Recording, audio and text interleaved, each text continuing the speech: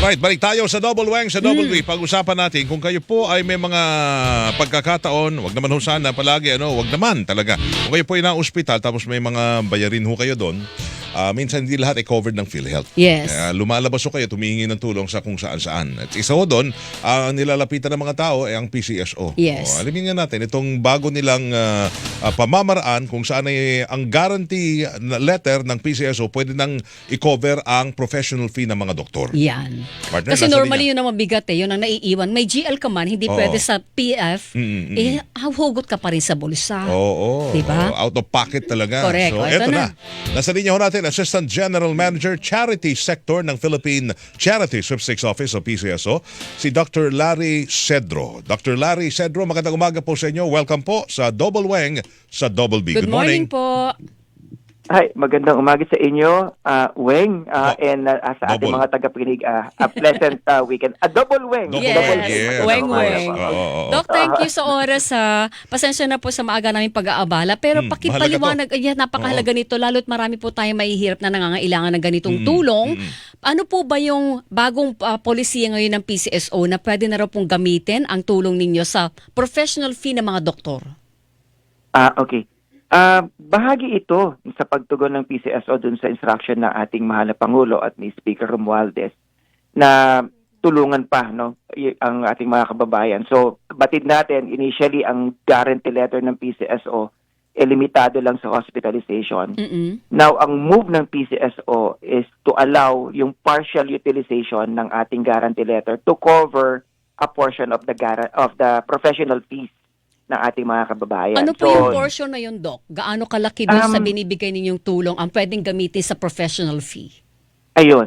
Sa kasalukuyan, yun yung aming inaayos na. Ano ba yung porsyento o gaano kalaki ba ang ibibigay natin? Kasi batid naman natin na naka-case rate din ang PCSO sa assistance, no? Meron tayong cap as to how much we can give. Opo. So, dinidetermine din natin ngayon, ano ba yung exposure ng isang pasyente? Magkano ang kanyang usapin sa hospitalization proper at magkano ang kanyang usapin para sa professional fee. So, makakaasa kayo na sa mga susunod na mga araw, ilalabas namin yung aming IRR para nang sa ganoon matugunan o maggabayan ng lahat paano at up to how much ang maibibigay ng PCSO patungkol sa coverage ng professional fee. Opo. Ito ba ay nangangahulugan, Dr. Cedro, na may dagdag kayo? Kunyari, the usual, kung may lumapit sa inyo for hospitalization bill, ang i-cover nyo, ibibigay nyo, kunyari lang, mga siguro 40,000 hospital bills yan. Doon ba sa 40,000 na yun, magdadagdag kayo for a professional fee siguro? Magiging 50 or 60? Or kukunin na doon sa 40,000? Ang gagawin natin kasi is single guarantee letter lang tayo . So yung guarantee letter natin ngayon will cover both a portion of the professional fee and the hospitalization expenses. Okay. Hindi dagdag, Para at least Doktor. hindi siya dagdag, Yes, hindi siya dagdag. Pero technically, ang intention kasi namin kung tataas pa ang budget ng MAP natin, yung Medical Assistance Program, Opo. of course, naka-anchor din yung pagtaas ng halaga ng tulong na ibibigay natin. Pero what is clear dito sa bagay na ito, single guarantee letter pa rin. Pero nakapaloob na doon kung saan gagamitin yung naturang guarantee letter. Opo. Purely ba hospitalization? Or professional fees ba? Or both, hospitalization and professional fees. Nang sa ganon, magiging malinaw din. Yes, ma'am. Gaano po ba kalaki yung binibigay ng PCSO for hospitalization sa ngayon? On the average kasi nagbibigay tayo ng 50,000 pesos para sa hospitalization. Pero meron kasi tayong catastrophic illness assistance fund . Opo. Ito naman yung mga Halimbawa, catastrophic cancer. illnesses like more than organ transplantation, Okay. yung heart bypass operation. So meron kaming separate na funding for that. Okay. So, Mas malaki yun. Pero yung on a regular basis, ang ating assistance for hospitalization, nagre-range siya ng 50,000. Okay. Hindi po Lahat yun, yun? depende po yun sa sakit pa rin. Yes. Naka-anchor. At saka yung dun sa nakapaloob sa kanilang statement of account, Kasi batid naman natin, meron din tayong PhilHealth, meron tayong mga mandatory discounts like PWD and senior. Yes, opo. And yung iba naman nating mga kasama, meron silang mga insurance, And then mga payments na kanilang ginawa Opo. prior dun sa pagsumiti nilang kanap. So yung mga datos na yon ang kailangan naming makuha para malaman natin o magkano pa yung natitirang halaga na kakailangan naming tugunan pa. Ayun. Pero dapat ba ang pasyente ay nabibilang sa poorest of the poor? And second, kailangan ba sila ay confined na? Or pwedeng humingi para in preparation para po sa ospital?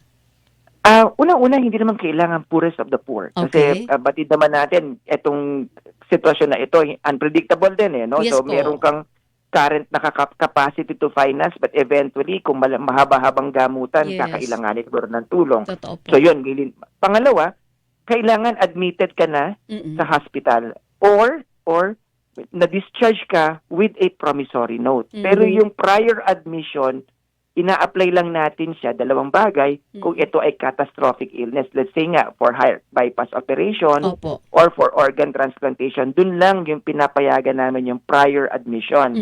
Pero dun naman sa discharge with a validly executed promissory note, ano lang to, kailangan within 30 days ma-i-apply mo sa amin. Otherwise, hindi ka na magka-qualify. Pero pag ganyan, dahil kung halimbawa within 30 days, hindi pa makalabas ng bahay ang pasyente kahit nakauwi na, pwedeng kakaanak po ang mag-process.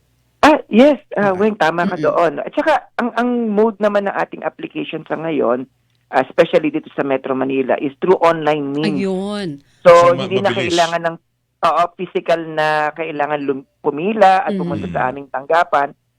All they have to do is file it online. And ang kagandahan pa ngayon, within 24 hours from the time na na-receive namin yung kompletong aplikasyon at na-establish namin na kwalipikado ang isang individual, within 24 hours, i-release namin yung guarantee letter. Uy, ang Online. bilis. Pero sandali, Oo. yung guarantee letter na binibigay ho ng PCSO, lahat ho ba ng ospital tinatanggap yan? Kasi yung mga Private ospital, and, choosy eh. yes. Minsan tinatanggap lang ho nila galing sa DSWD. O Yung kaya mga ganun galing sa GL ng mga kongresista at senador. Di ba? Sa ngayon, no, sa aming talaan naman ng mga partner institutions, ina-acknowledge nila ang guarantee letter natin, both government and private hospitals. Kanina, minomonitor ko nga kayo, meron tayong malasakit center, no? Ayun So, pala, majority, so bahagi kami ng malasakit center. Andun na. Kami sa mga ahensya. So, pag malasakit center ang hospital kung saan ka nagpapatingin o nagpapagamot, so dun ka magpa-file na sa malasakit center. So kasama kayo doon. Bahagi Pwede na sila kami. dumiretso mag-apply doon sa malasakit center. Tama ka, Weng. Sa base sa Joint Administrative Order ng Malasakit Center, pang-apat kami sa mga ahensya na magbibigay ng tulong. Ibig Yun. sabihin, pang-apat. Parang pinaghahati-hati kayo doon sa lahat ng mga pwede makatanggap. Pero kailangan Paano pa po- nilang pumunta ng opisina ho ninyo o wala na? O pwede na diretso ng meron kami naman- malasakit. Sa Malasakit Center mismo, meron naman tayong representative Mm. sa naturang hospital or dun sa Medical Social Services Department ng host hospital mismo. Yun. Hindi kailangan magpunta ng tanggapan ng PCSO para mag-submit ng application. Tama po. Yun ang dinidiscourage natin. No? Oo. Gagamitin ko nga itong pagkakataon. May mga ilan pa rin tayong kababayan na nag-a-attempt na magpunta.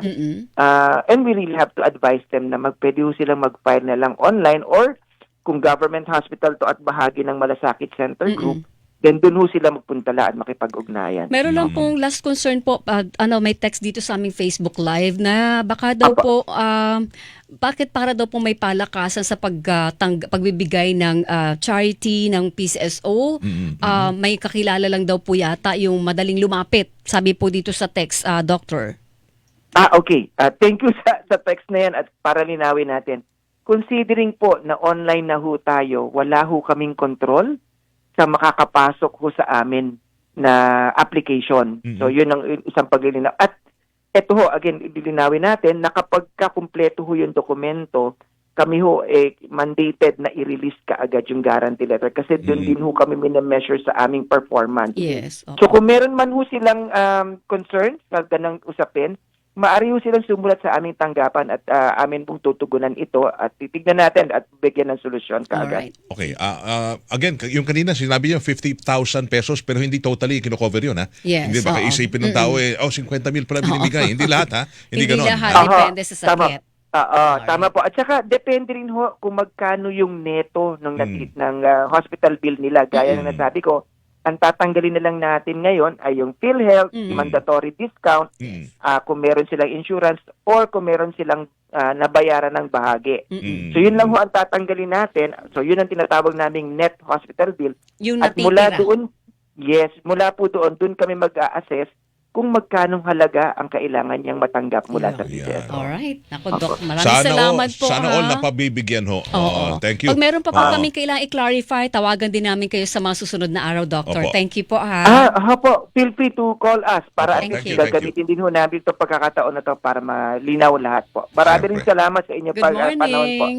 Salamat Magandang po. umaga po. Oh, good morning, good morning. Dr. Larry Cedro, thank you ha. Ang Assistant General Manager, Charity Sector po ng Philippine Charity Sweepstakes Office o PCSO mga kapuso. Yeah.